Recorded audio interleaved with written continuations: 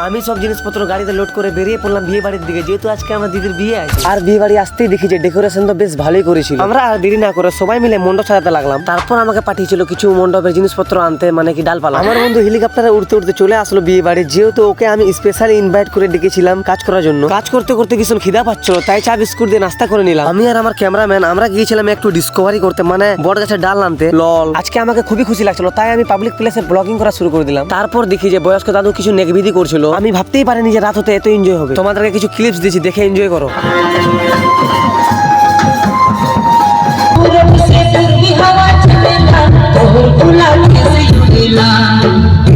সবার নাচ দেখার পর আমারও পা চুলকাছিল, তাই আমিও চলে গেলাম নাচ করতে।